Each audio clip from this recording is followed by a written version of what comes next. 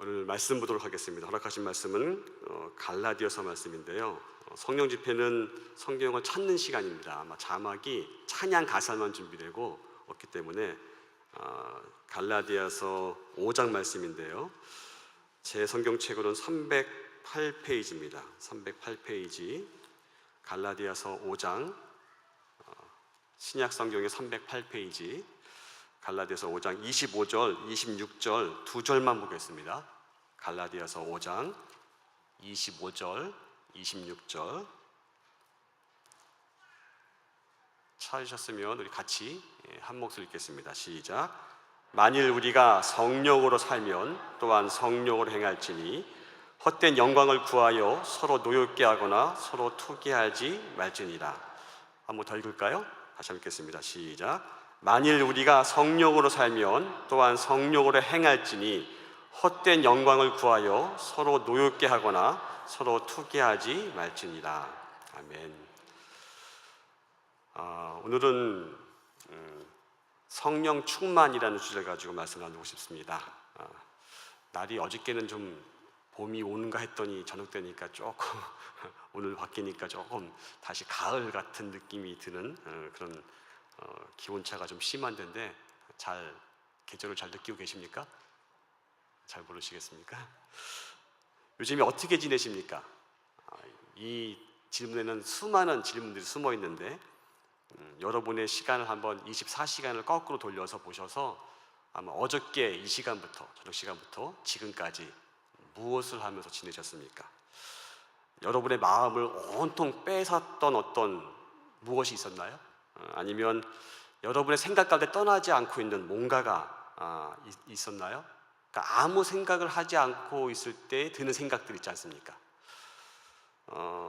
또 요즘은 여러분 어떤 드라마에 빠지셨나요? 또 어떤 영화에 빠지셨나요? 요즘에는 웹툰도 많이 보시더라고요. 어떤 웹툰에 빠지셨나요? 아니면 어떤 음악에 꽂히셨나요? 계속 여러분에게 이렇게 영향을 주는 거 뭐가 있지 않습니까? 왜 이 질문 드리냐면요, 여러분이 무엇을 듣고 있고 무엇을 느끼고 있고 무엇을 생각하고 있는지를 우리 스스로 잘 모르고 지나가더라고요. 제가 올라오면서 조금 이렇게 신비하다라는 느낌이 들었어요. 왜 신비하냐면 내가 지금 걸어가고 있네, 내가 걸어가고 있는 것을 내가 느끼고 있네, 그 느끼고 있는 나를 내가 생각하고 있네, 이런 거 보니까 되게 신기한 거예요. 언젠가 과거가 될 이 순간을 내가 지금 살아내고 있다는 자체가 너무나 신비해요. 이해가 잘 안 되더라고요. 뭐 프로그래밍 된 것도 아니고, 그렇죠? 너무나 신비한 거예요. 근데 인생의 아이러니는 뭐냐면 그런 신비한 찰나 같은 순간순간들이 모여서 우리 인생을 만들어가지 않습니까? 참 도대체 이해할 수 없는 게 우리의 삶이 아닌가. 그런데 불구하고 그 정말 측량할 수 없는 아름다운 삶을 잘 돌아보지 않고 그냥 쉥 하고 지나가는 것 같아요. 뭐랑 비슷하냐면 이제 꽃 구경 가면 보통 이제 꽃 구경하러 가면 꽃을 봐야 되잖아요, 그렇죠? 꽃을 보고 참 아름답다 관찰도 하고 사진도 찍어보고 꽃 향도 맡아보고 좀 이렇게 좀 누려야 되는데 어떤 경우는 이런 경우가 있는 것 같아요. 꽃 구경하러 간다고 하면서 싱 하고 가서 밥만 먹고 싱 하고 오는 경우 혹시 없으십니까? 뭔가 이렇게 우리 삶이 이렇게 누려야 될 과정들인데 그 과정 가운데 누릴 아름다운 것들 하나도 누리지 못하고 그냥 스쳐 지나가는 것 같이, 비슷하게 여러분 옆에 있는 그 지체가 항상 옆에 있지 않잖아요, 그렇죠? 우리 인생이 내일 어떻게 될지 모르고 다음 주 어떻게 될지 모르고 1년 뒤 어떻게 될지 모르고, 그렇죠? 정말 모릅니다. 내일 일 아무도 몰라요. 근데 너무나 익숙하게 옆에 살고 있는 거예요. 아무튼 그렇게 사는 게 우리 연약함인 것 같은데 오늘은 좀 말씀을 통해서 우리 안에 좀 그런 부분들 좀 이렇게 하나님 앞에서 어떻게 잘 해나갈 것인가, 좀 그런 쪽으로 좀 말씀 나누려고 합니다. 사람은요, 자기가 보는 거, 듣는 거, 또 관계 가운데서 또 경험하는 거, 어떤 사건들, 상황 속에서 영향을 많이 받습니다. 많이 받습니다. 아마 어린아이들을 보면 쉽게 알 수 있을 것 같아요. 제가 어릴 때만 해도 TV가 이렇게 항상 켜 있지 않았어요. 시작하는 때가 있었고 종료 시간이 있습니다. 종료 시간이 있으면 방송 종료 시간 전에 멘트가 나와요. 이젠 잠자리 들어야 될 시간이라고 나오고 치거리고 꺼집니다. 요즘에 그게 없어요. 24시간 돌아가잖아요. 그러니까 드라마나 영화 같은 게 정말 희귀했죠. 희귀했죠. 지금도 기억나는 게 혹시 황금박쥐 아십니까?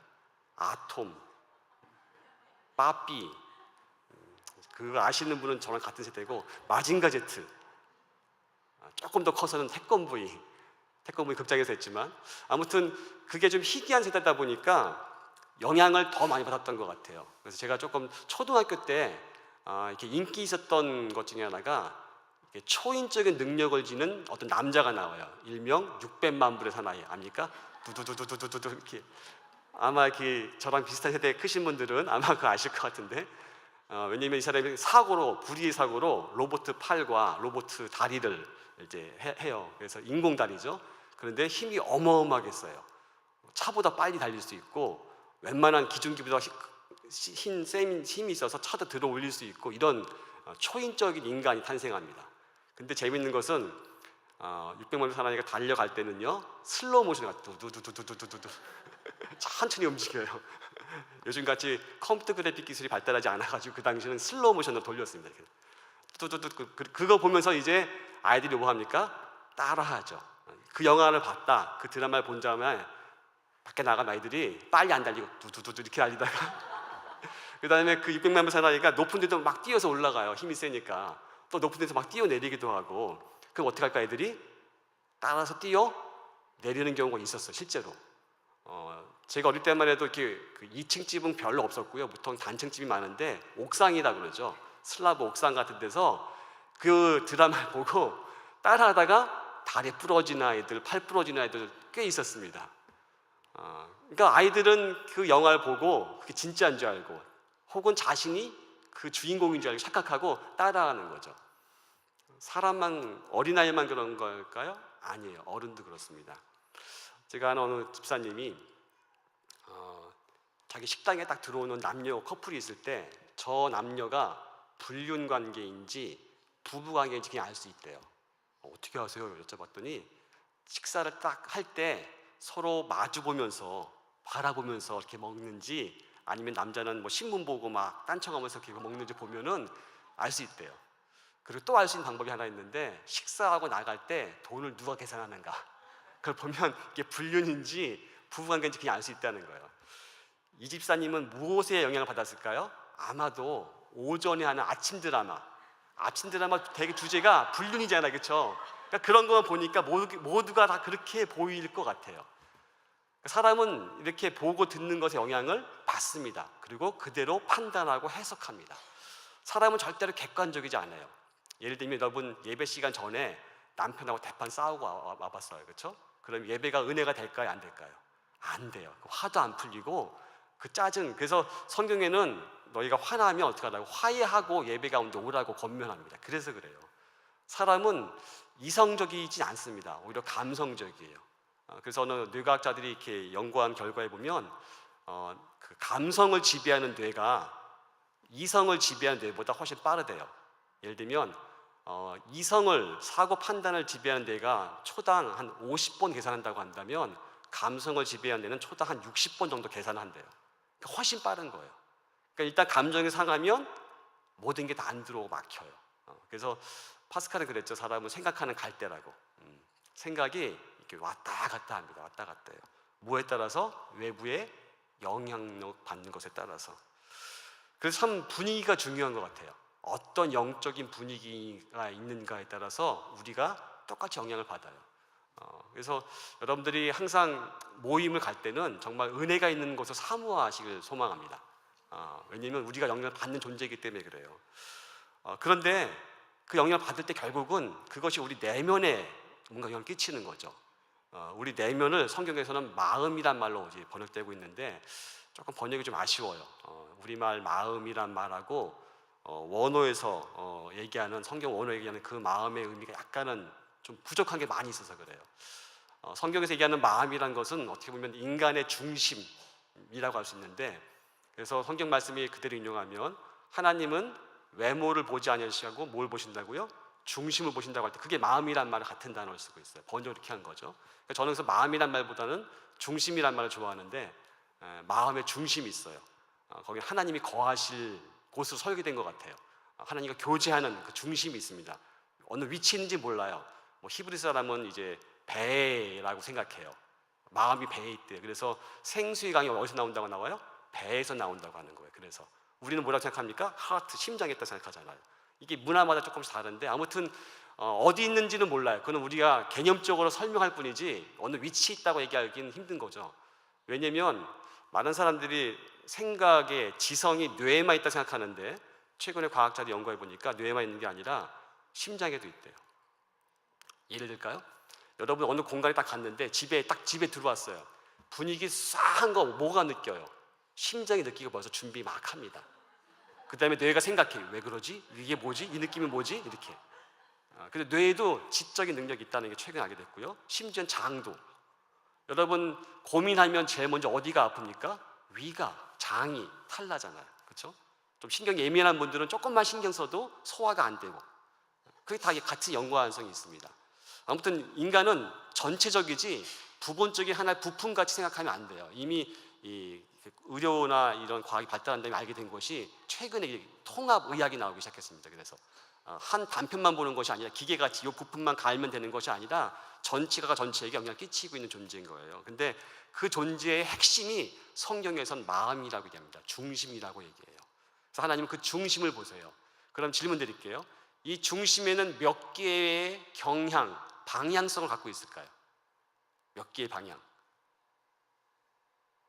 하나, 둘, 셋, 넷, 많다?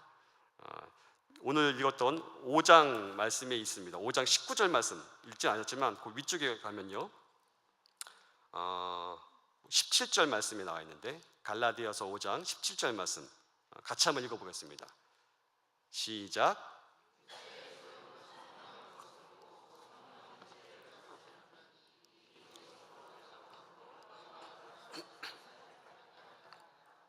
제가 세 번역을 읽어드릴게요.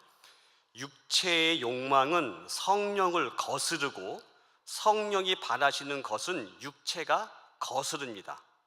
이 둘이 서로 적대의 관계에 있으므로 여러분은 자기가 원하는 일을 할 수 없게 됩니다. 자, 뭐가 나와요? 하나는 육체의 소욕이 나오고, 또 하나는 뭐죠? 성령의 바람, 성령의 소욕이 나와요. 이것이 서로 어떻다고요? against, 적대적인 거예요. 그러니까 두 가지의 방향이 나오죠. 성경은 우리 중심에 두 가지의 방향이 있다고 얘기합니다. 전제 조건이 있습니다. 이거는 그리스도에 대한 거로 얘기할 수 있어요.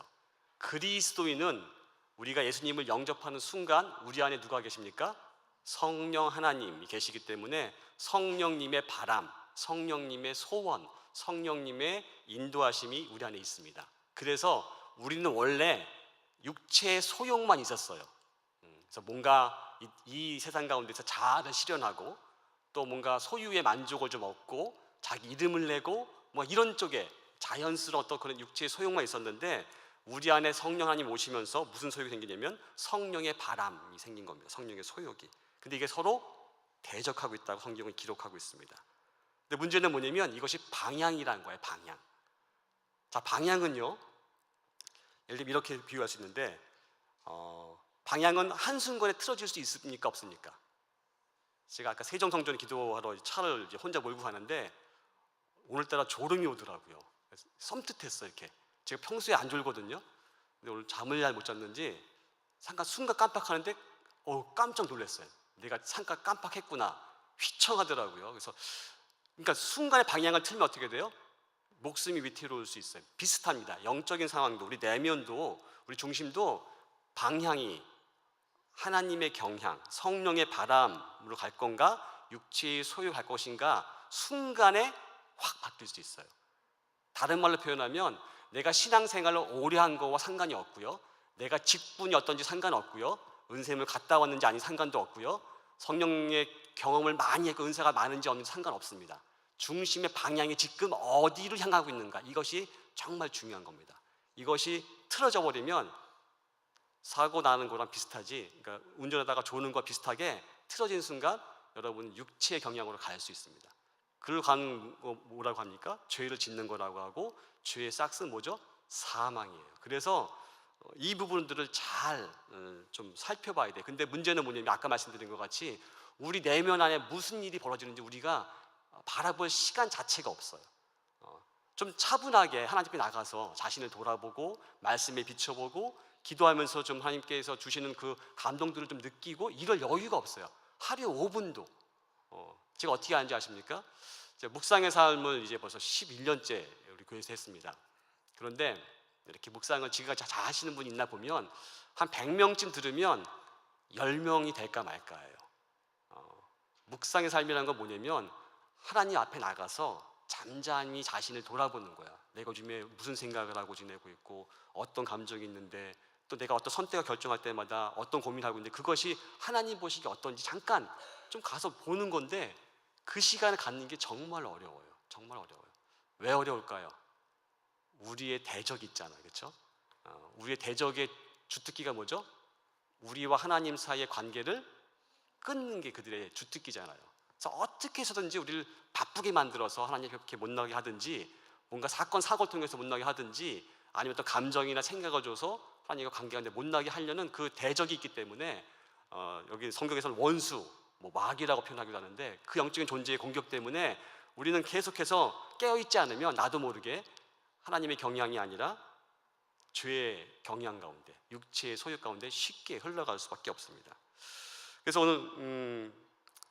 오늘 말씀 가운데 육체의 일이란 말이 나와요. 5장 19절 말씀인데 한번 읽어볼까요? 5장 19절부터 21절까지인데 우리가 성령의 인도하시는 바가 아닐 때 어떤 일이 벌어지냐면요, 육체의 일 같이 읽어보겠습니다. 시작. 육체의 일은 분명하니 곧 음행과 더러운 것과 호색과 우상숭배와 주술과 원수 맺는 것과 분쟁과 시기와 분냄과 당짓는 것과 분열함과 이단과 투기와 술취함과 방탕함과 또한 그와 같은 것들이라. 전에 너희 경계한 것 같이 경계하노니 이런 일을 하는 자들은 하나님 나라의 유업을 받지 못할 것이요. 어마어마한 경고죠. 그렇죠? 육체의 일이 있어요. 육체의 일. 그러니까 육체의 소욕을 따라가면 결국 육체의 일로 가는 거예요. 그러니까 마음의 중심의 방향을 잘못 잡으면 결국 드러나는 열매가 어떤 거냐면 육체의 일로 가는 겁니다. 지금 이런 거. 또 반대가 있어요. 성령의 바람, 성령의 소욕을 따라가면 어떤 일이 벌어지냐면요, 22절부터 나와 있습니다. 22절부터 24절까지만 읽겠습니다. 22절부터 24절까지 시작. 오직 성령의 열매는 사랑과 희락과 화평과 오래 참음과 자비와 양선과 충성과 온유와 절제니 이 같은 것을 금지할 법이 없느니라. 거기까지 읽겠습니다. 그러니까 성령의 다스림, 성령의 바람을 따라가면 우리 안에 뭐가 생긴다고요? 성령의 열매가 생겨요. 좀 비유가 좀 재밌지 않습니까?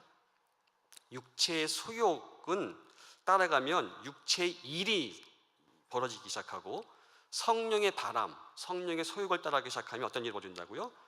성령의 열매가 맺어요. 이 비유가 너무나 좋은 것 같아요. 근데 이제 좀 그 전에 더 설명하기 전에 하나 좀 짚고 넘어갈 게 뭐냐면요, 육체, 성령, 그러니까 어떤 오해가 있냐면 비물질적인 거와 물질적인 거 이렇게 오해하시는 분이 있어요. 그렇게 오해하시면 정말 성경을 왜곡하는 거예요. 그거는 헬라 철학에서 나오는, 그리스 철학에서 나오는 이원론적인 접근이에요. 육체는 악하고 그 다음에 영혼은 선하다 이래가지고 헬라 철학에 나오는 이방 사상입니다. 근데 저희가 헬라 문화권에서 컸어요. 학교 고등교육이 다 헬라 철학 기초로 하기 때문에 우리 안에 얼마 전에 그 1400만 넘게 본 영화, 그거 보면 딱 그거 비슷하죠. 그러니까 그런 영화에서 나오는 것 같이 너무 뭐랄까 육체는 악하고 뭔가 영혼이 꼬르륵 빠져나가서 어디 가는 개념으로만 모든 걸 이해하려고 합니다. 이거는 성경적인 개념은 아니에요. 일반적 통속적인 세상적인 개념이죠. 여기서 얘기하는 거는요, 마음의 중심의 경향을 얘기하는 거예요. 하나님을 떠나려는 경향과 우리 원래 본성적인 하나님의 영역을 다스리는 경향, 그걸 얘기하는 거지, 다 보면 다 내면의 부분이고 실제로 눈에 보이는 현상이에요. 어떻게 알죠? 아까 육체의 일도 눈에 다 보이잖아요. 술 취하고 방탕하고 다 보이잖아요. 그 다음에 성령의 열매 보입니까? 안 보입니까? 보이잖아요. 사랑이 많으신 분 다 알잖아요. 이렇게, 그렇죠? 그러니까 이게 뭐 비물리적이고 그 다음에 뭐 물리적이고 이런 것을 하는 것이 아니라 마음의 중심의 경향이, 방향이 무엇인지를 이 본문은 얘기하고 있는데, 우리가 잘못된 색안경을 끼고 보면은 이 물질적인 것과 비물질적인 이원론으로 바라볼 수 있어요. 조심하셔야 돼요. 성경을 바라볼 때 분명히 신약 성경은 헬라어로 쓰여졌습니다. 원본이 코인의 헬라어로 쓰여졌지만 기록된 사상은 유대 히브리임쯤이 나오죠. 히브리 철학적인 관점으로 기록이 됐어요. 그러니까 히브리 철학에서는요, 유대인들은 일원론이에요. 하나님이 한 분인 것 같이 구분되지 않아요. 딱 하나로, 육체와 영이 딱 구분되는 게 아니라 하나로. 아마 창세기 잘 읽어보세요. 그러면 아담과 하와가 어떻게 지냈습니까? 하나님과 같이 지냈어요. 거기에 뭐 영이 푹 빠져나가서 하나님과 만나고 이게 아니잖아요, 그렇죠? 그런 개념은 이제 그리스 철학에서 온 개념이기 때문에 성경을 볼 때 조심하셔야 돼요. 왜냐면 내가 보는 안경이 빨간색 안경을 끼고 보면 성경을 빨갛게 해석할 수 있고요, 파란색 안경을 끼고 보면 성경을 파랗게 해석할 수 있기 때문에 그래요. 그러니까 성경의 그 기본적인 것들을 잘 배경을 모르시면 성경 공부가 계속 필요한 겁니다. 그래서 여러분 성경을 자의적 해석하시는 건 참 조심하셔야 돼요. 아무튼 거기까지 하고요. 그래서 성령의 소욕, 그다음에 소욕을 통해서 결국 성령의 열매가 나타나고, 육체의 소욕을 통해서 육체의 일이 있습니다. 자, 그러면 어떻게 하면 육체의 소욕을 따르지 않고 성령의 바람을 따라갈까요? 성령의 바람을 성령의 소욕을 따라갈 수 있을까요? 16절에 나와 있는데 한번 읽어보겠습니다. 5장 16절 말씀입니다. 같이 읽겠습니다. 시작. 내가 이르노니 너희는 성령을 따라 행하라. 그러면 육체의 욕심을 이루지 아니하리라. 이게 되게 중요한 거예요. 보통 이 방향이라고 할 때는요, 중립지대가 없다는 얘기거든요. 성령을 따라 행하지 않는다는 것은 다른 말로 하면 육체의 소욕을 따르고 있다는 거예요. 똑같은 선상에서 얘기하면 성령 충만하지 않는 것은 육체의 욕심대로 지금 살고 있다는 겁니다. 성령 충만한 특별한 사람만 받는 게 아니에요. 모든 그리스도인이 매 순간 매일 성령 충만해야 합니다. 아멘. 하나님의 영으로 충만하지 않으면 우리는 어디로 가기 때문에 육체의 소욕을 따라가게 되고, 육체의 소욕을 따라가다 보면은 결국 육체의 일로 가게 되어 있습니다. 이거는 불보듯이 뻔한 일이에요. 여기는 아무도 예외가 없습니다. 그래서 날마다 내 중심이 어딜 향하고 있는지를 점검할 필요가 있습니다. 아멘. 그래서 그 시간을 뭐라고 합니까? 경건의 시간, 하나님과 가까워지는 시간이라고 그러죠. 많은 분들이 경건 그러면 어떻게 생각하냐면 고리타분한 시간이 생각해요. 이렇게 생각하죠. 경건한 사람과는 뭐가 떠오릅니까? 이렇게 금박 있는 성경책을 가슴에 딱 껴들고 목소리는 이제 그 홀리 보이스라고 하죠. 허스키하게 할렐루야 이러면 경건한 줄 착각하시는데, 그 경건의 모습일 있을 수도 있어요. 왜냐하면 기도를 많이 하다 보면 목소리가 허스키해지니까.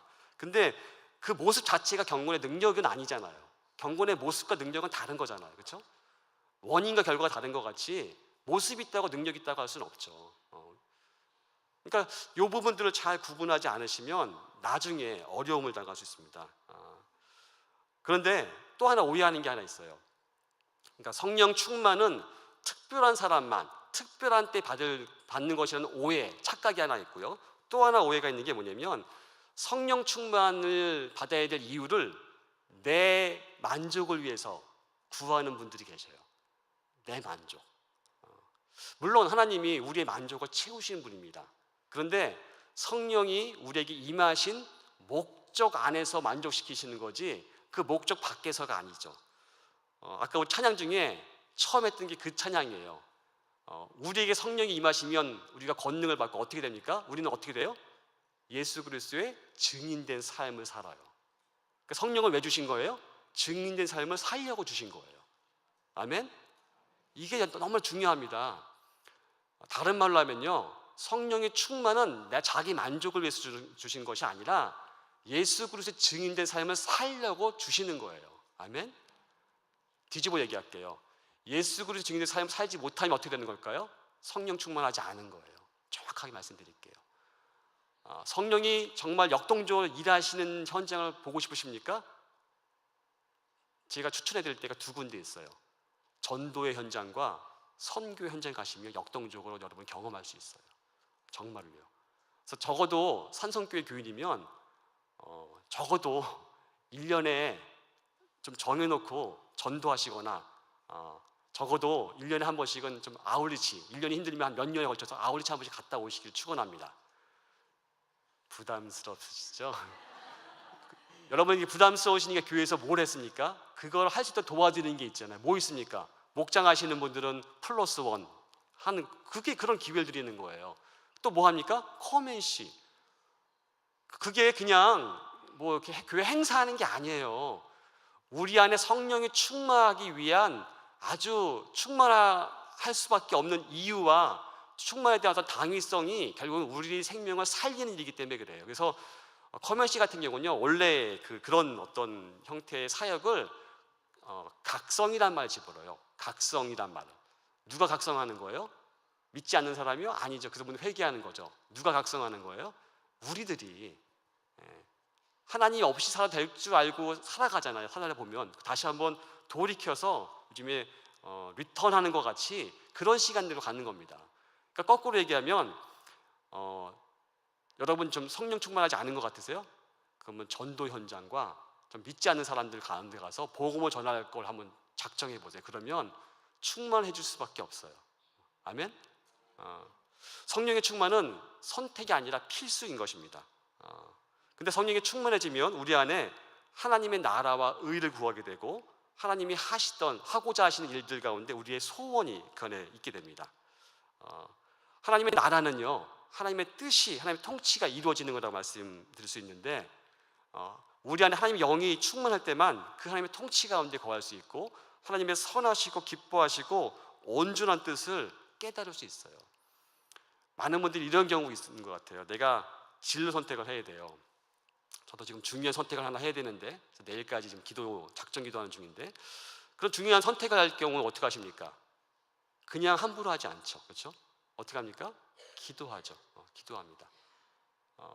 기도하는 시간은 어떤 시간이기 때문에 하나님의 영이 나를 다스릴 수 있도록, 표현은 이상하지만 하나님이 일하실 수 있도록 기회를 드리는 시간이기 때문에 우리 안에 내 육체의 소욕에 속해 있던 것들이 살아있기 시작하고 하나님의 선하시고 기뻐하시고 온전한 것이 무엇인지 드러나는 시간이 기도하는 시간이지 않습니까?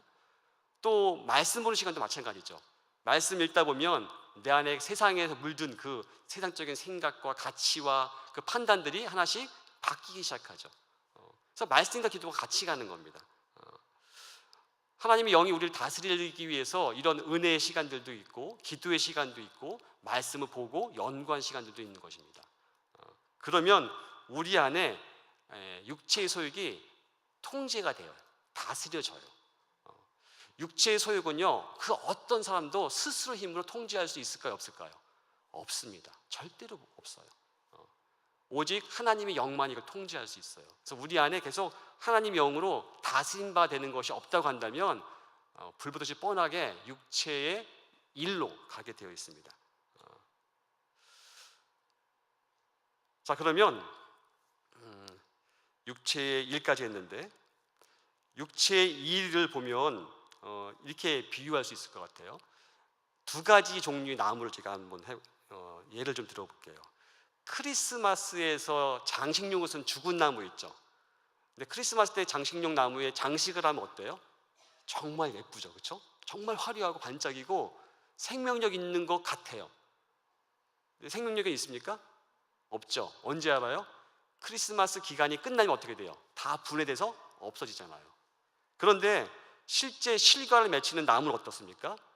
보면 별 것도 없어요. 특별히 겨울 지나면 뭐 아무것도 없는 거 앙상한 가지만 있다가 봄 되면 새싹이 나고 나중에 철이 되면 그때 뭐가 있습니까? 과실, 열매가 있어요. 살아있는 나무의 특징입니다. 마치 육신의 일은 그래요. 눈에 볼 때는 번쩍이고 화려해서 뭔가 살아있는 것 같지만 시간이 되면 결국 그게 가짜라는 게 드러나고 결국 죽음으로 끝납니다. 그렇지만 성령 열매는요, 산 나무와 같아서 눈에 볼 때는 별 변화도 없는 것 같아요. 변화가 너무 느리니까.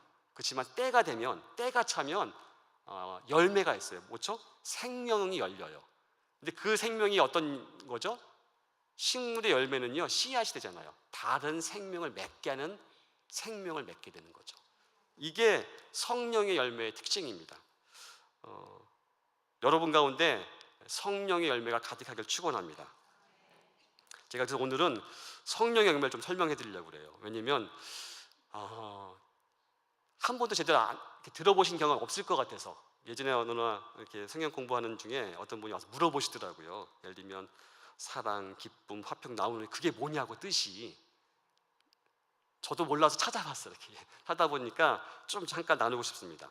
왜 그러냐면 제가 이따가 기도할 때 좀 그런 부분 기도하고 싶어서 그래요. 여러분들이 사모하는 성령의 열매를 하나씩 잡으시고 그거 가지고 기도하고 싶기 때문에 좀 자세히 나누고 싶습니다. 그러니까 성령의 열매와 육신의 일을 잘 비교해 보면요, 성령의 열매는 어떻게 보면은 존재로서 생기는 거예요. 뭐죠? 성령의 열매를 맺는 전제 조건이 뭐죠? 하나님의 자녀가 되어야 돼요. 하나님의 자녀로서 그런 정체성을 가지면 성령의 열매가 있어요. 그리고 육신의 일은요, 그냥 죄의 종으로 있을 때 맺는 어떤 그런 결과들이거든요. 그러니까 거기는 뭔가 행위로 그걸 없애려고 하지만 결국 행위로 없앨 수 없게 되는 거고, 성령의 열매는 내가 하나님의 자녀이기 때문에 그 자녀됨의 어떤 특권과 같이 자연스럽게 맺는 어떤 경향이고 성품입니다. 조금만 살펴보면 그 사랑 그러면 사랑의 열매, 당연히 이것은 가장 첫 번째 나왔잖아요. 그렇죠? 9가지 열매 중에 첫 번째 나왔습니다. 왜 그럴까요? 최고의 가치 갖고 있기 때문에 그렇습니다. 왜? 하나님은 사랑이시기 때문에. 하나님의 성품의 대표적인 첫 번째가 뭐죠? 하나님은 사랑입니다. 그래서 이 사랑은 하나님의 성품을 가장 잘 반영하는 그런 열매이기 때문에 사랑이 먼저 나왔고요. 그 다음에 뭐가 나옵니까? 기쁨이라는 게 나와요. 기쁨은 두 번째 나옵니다. 그만큼 중요해 보이죠? 하나님의 구원에 대한 그 즐거움, 기쁨을 얘기하는 겁니다.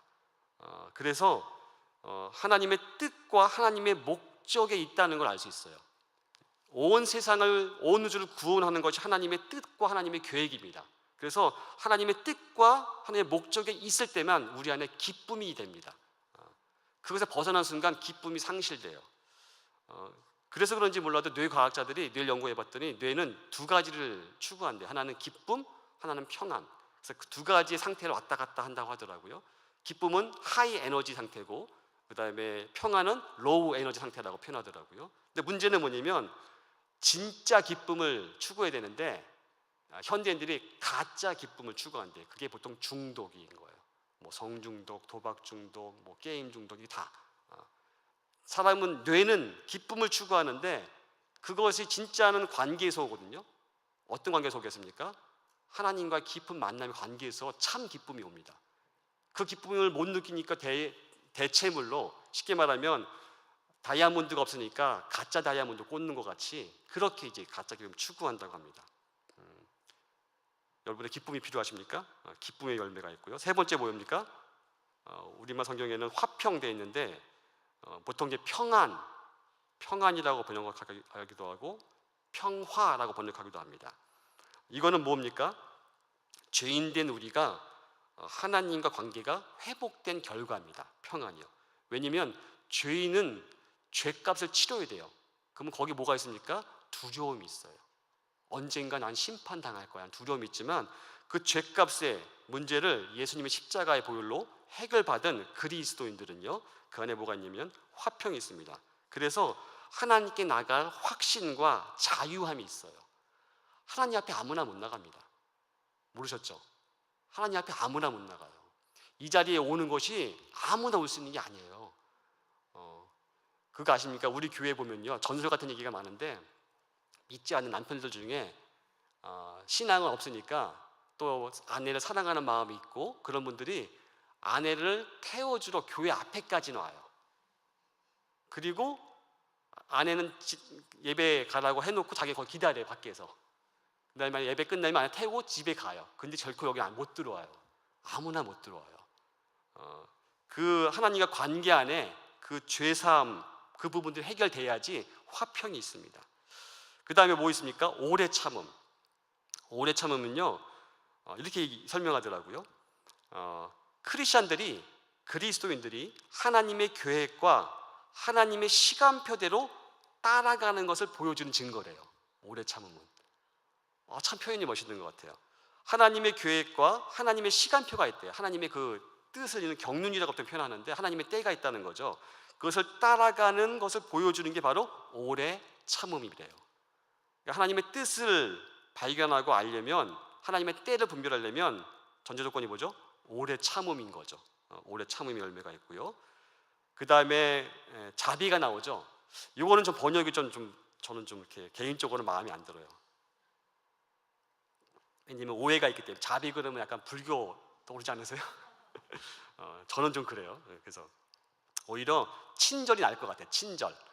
새 번역은 친절로 번역했고 영어도 kindness, 친절이 더 어울리는 것 같아요. 여기는 뭐냐면 관대함, 그 다음에 다른 사람에 대한 관대함, 다른 사람에 대한 어떤 동정을 이렇게 쉽게 갖는 이런 태도, 마치 하나님이 우리를 그렇게 여기는 것 같이, 그런 게 이제 여기 나오는 친절, 자비입니다.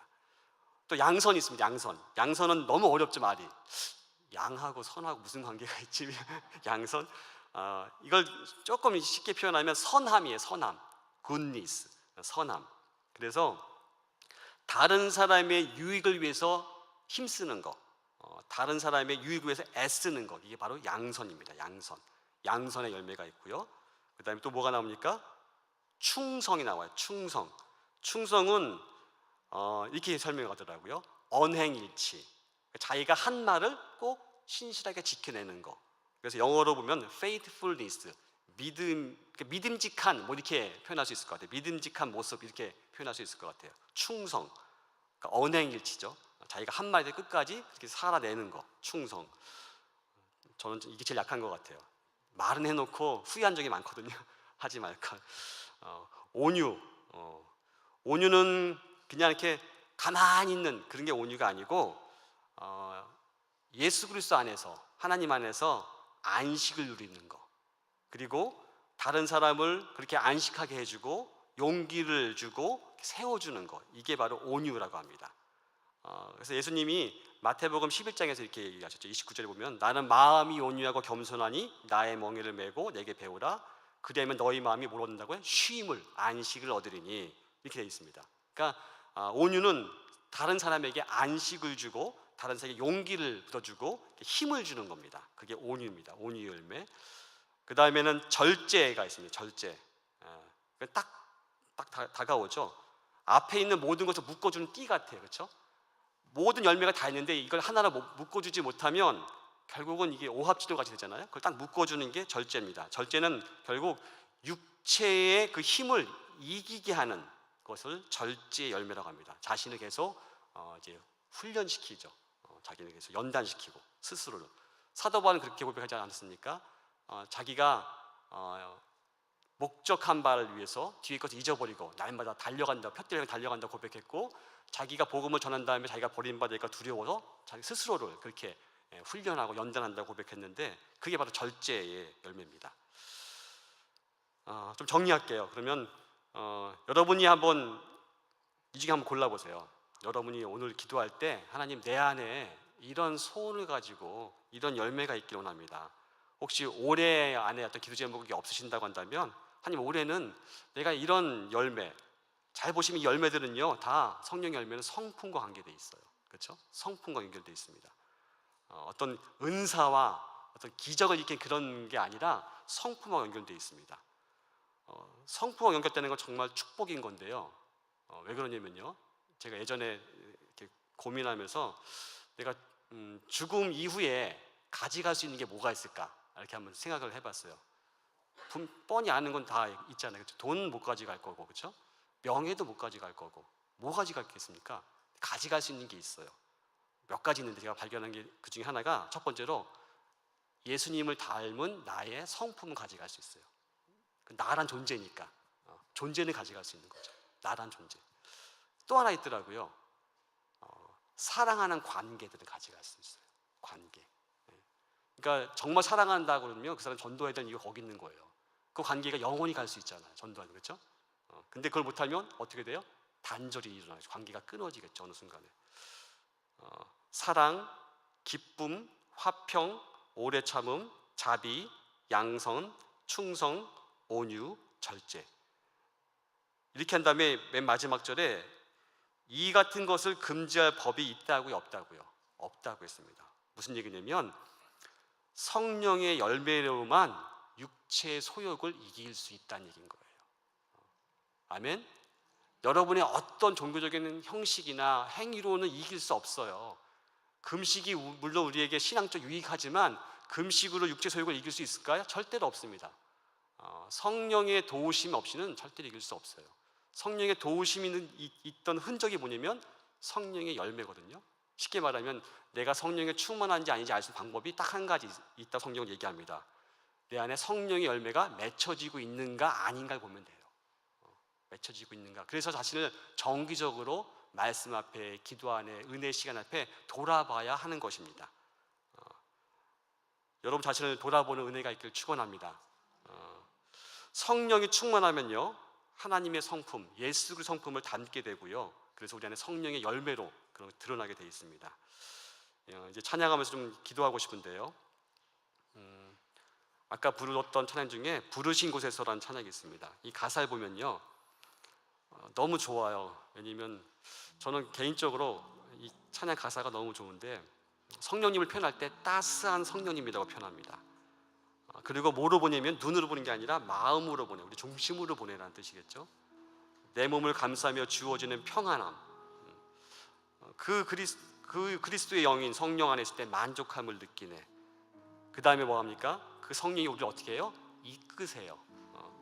이끄신 걸 따라갈 수 있는 힘도 주세요.